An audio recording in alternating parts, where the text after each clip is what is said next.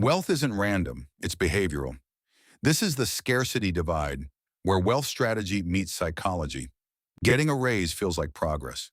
More money, more breathing room, more options. But for most people, a raise doesn't create wealth. It upgrades lifestyle. And that upgrade quietly destroys leverage. This is lifestyle inflation, and it's one of the most socially accepted forms of self-sabotage. Here's how it works. You make $60,000 a year. You live within your means, then you get promoted. Now you make $80,000. You tell yourself you deserve better. Better apartment, better car, better vacations, better restaurants. Nothing extreme, just a level up. But here's the problem. Every fixed expense you add reduces flexibility.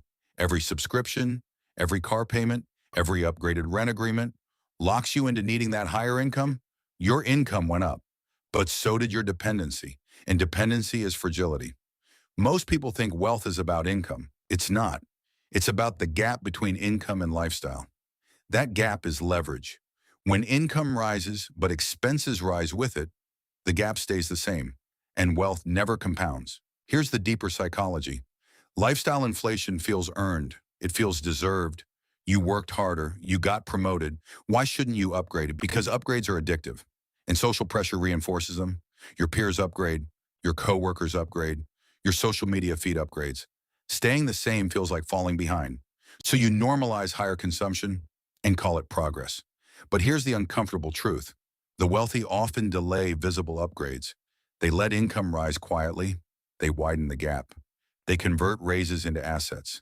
They use increased income to buy equity, increase investments, build ownership, acquire income-producing assets.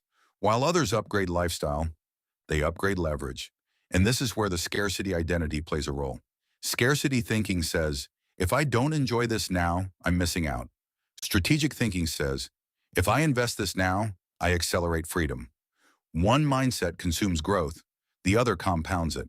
Now here's the paradox. Lifestyle inflation doesn't feel dangerous. It feels responsible. You're just improving your quality of life. But quality of life built on fixed expenses is fragile. Lose your job, experience a downturn, face an emergency, and suddenly that upgrade becomes pressure. True financial strength isn't visible. It's structural. Let's make this practical. When you get a raise, ask, what percentage will increase lifestyle? What percentage will increase assets? Most people do this unconsciously. High performers do it intentionally. For example, income increases by $20,000. Instead of spending $18,000 more, they spend $5,000 more. Invest $15,000. Over time, that gap compounds massively. 10 years of disciplined gap widening can change your entire trajectory. Here's the deeper divide. Middle-class thinking says, my lifestyle should match my income. Wealth-building thinking says, my assets should outpace my lifestyle. One chases status. The other builds structure. Now I want you to reflect honestly. Has your lifestyle grown faster than your assets? Has every raise turned into a new obligation? Are you earning more, but not feeling freer? That's not coincidence. That's lifestyle inflation. And it's silent. Hard work increases income. Discipline increases assets. But restraint creates leverage. And leverage creates freedom. You don't need to live like a monk. You don't need to avoid enjoyment.